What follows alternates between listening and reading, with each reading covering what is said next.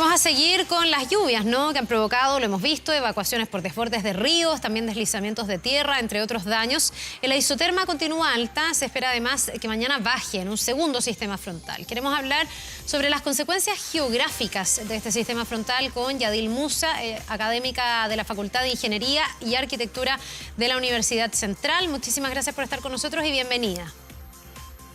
Gracias, Carla. Mucho gusto. No sé si se puede, con lo que llevamos de sistema frontal, esperando que entre otro sistema frontal mañana, ya poder empezar a hablar de los efectos, del impacto que tiene esto para nuestras ciudades, para nuestras distintas regiones.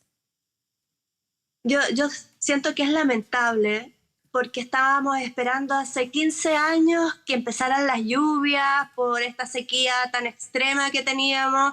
Era la esperanza de que sí, este fenómeno del Niño nos trajera lluvia, pero que estuviera preparado con una isoterma más baja, es decir, no tan alta para que lo que nieve después caiga como agua y pase esto de las escorrentías de barro y los aumentos tan significativos de los ríos. Mostrar que Aculeo se está llenando de agua, sí, pero el costo en relación a otras personas es súper triste, que la esperanza de la naturaleza, de que llueva, de que se llenen nuevamente las napas subterráneas, que los animales tomen agua, sea el costo de las personas que están afectadas, sobre todo en la región de Ñuble, que estaba mostrando Chillán, Salto en Laja, y bueno, y más el Maule, que también está muy triste la relación que tenemos como humanos con nuestra naturaleza.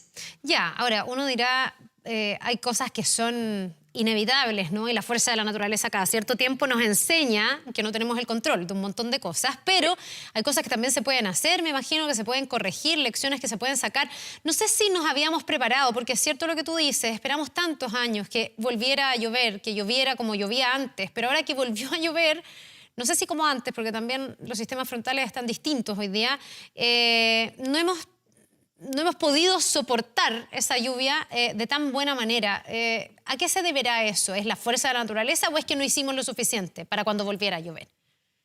Yo creo que también está un poco el relajo de que pensábamos que el clima en Chile había cambiado. Claro. En general los climas se manejan entre 50 y 80 años, es decir, deberíamos haber tenido una sequía de 80 años para tener claro que nunca más los ríos iban a tener los cauces que están teniendo ahora.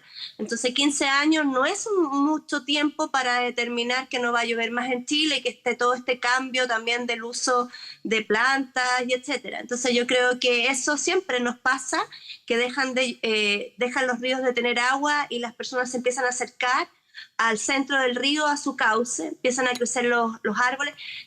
De mi carrera es la restauración ambiental, desde el paisaje y todo, pero lamentablemente el restaurar las cajas de los ríos con vegetación no es muy buena medida, porque cuando pasa esto se salen los árboles también y lo hemos visto durante toda la jornada, árboles flotando en los ríos básicamente.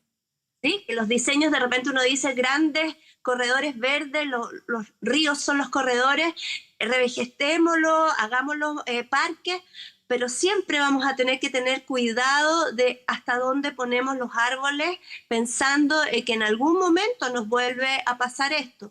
Esto no es nuevo, nos pasa cada 10 años, 15 años, y este último tiempo ha sido mucho más reiterativo, sobre todo en el norte. De hecho, mientras te escucho, recuerdo que una de las soluciones que se proponía después del tsunami del 2010, después del terremoto del 27F, era justamente generar parques inundables que tuvieran árboles, que tuvieran vegetación, para que eso de alguna manera capturara el agua en el caso de un eventual nuevo tsunami. Ahora, me hace sentido lo que tú dices, que también eso se puede convertir en un arma de doble filo, en el sentido de que el caudal a veces es tan fuerte que termina arrastrando también a esa vegetación. Entonces, ¿cómo se concilia o cómo se llega a una buena fórmula que permita, por ejemplo, tratar el cauce de los ríos, pero sin esos riesgos? Claro, el proyecto, la proyección del diseño debería ser lo más bajo, como hierbas nativas en el centro y protegiendo generalmente a las casas. Hay unos bordes fuertes de árboles y arbustos casi como un nivel de alto a bajo, potencialmente esperando eso. Bueno, y también muchas veces los ríos son los lugares donde se extrae material para el relleno, Claro. para hacer entonces después se dejan estos lugares que son irregulares, cambiando también el curso del río, y lo que se pudo ver en algunas zonas que por culpa o por esto no toma su régimen normal, Claro. sino que se extiende mucho más. Entonces ahí también hay que ver estos permisos de la extracción de material en las cajas de los ríos, que también afecta muchísimo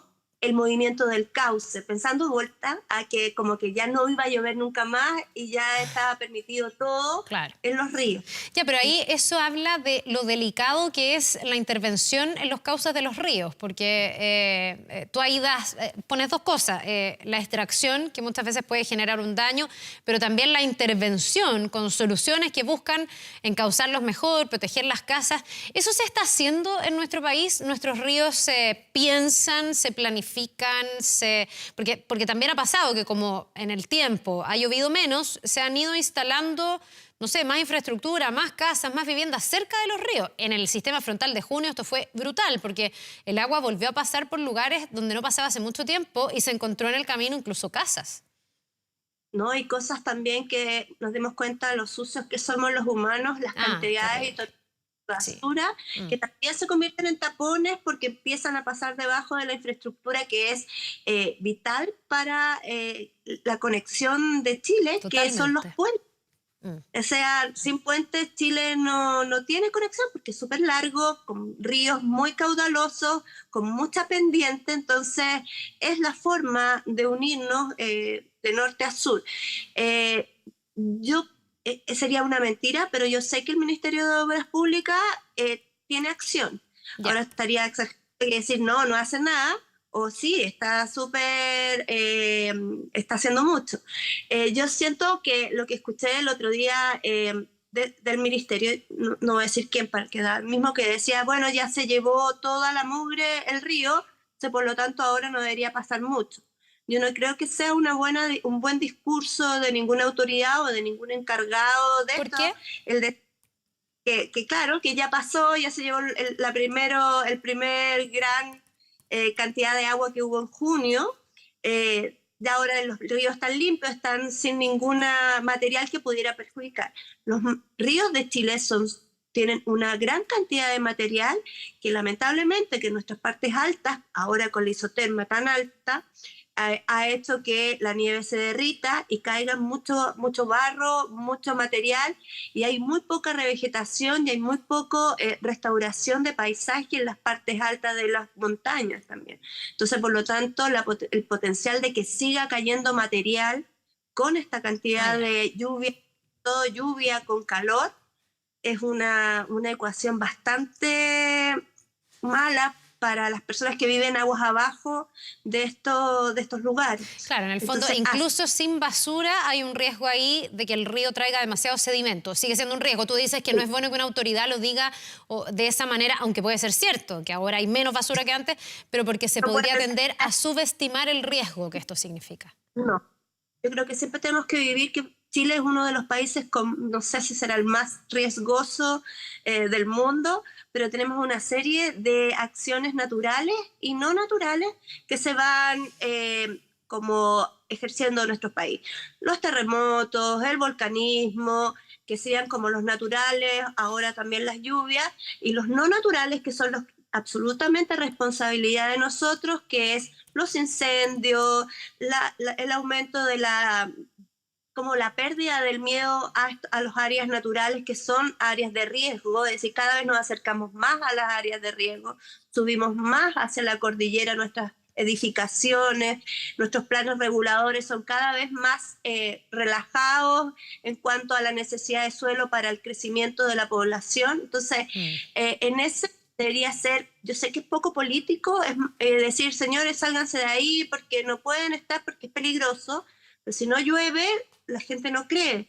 Pero esas políticas que en general son de las municipalidades, de no permitir que la gente se instale de ninguna manera cerca de las áreas yo creo que es lo más difícil de poder hacer.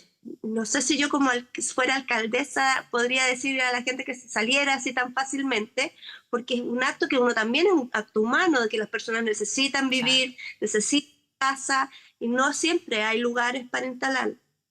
Bien, pues es un tremendo desafío, pero también introducir este tipo de componentes, esta mirada, los planos reguladores, en la forma en que planificamos las ciudades, siempre se ha dicho que es una de las grandes deudas y donde se debería trabajar mucho. Se ha avanzado, pero por cierto, en un país como el nuestro queda harto más por hacer. Yadil Musa, académica de la Facultad de Ingeniería y Arquitectura de la Universidad Central, gracias por habernos acompañado con esta entrevista de esta tarde. Que tengas una buena tarde. Muchas gracias, Carla, tú también, y cuídense las personas que viven cerca de los ríos. Nos vemos.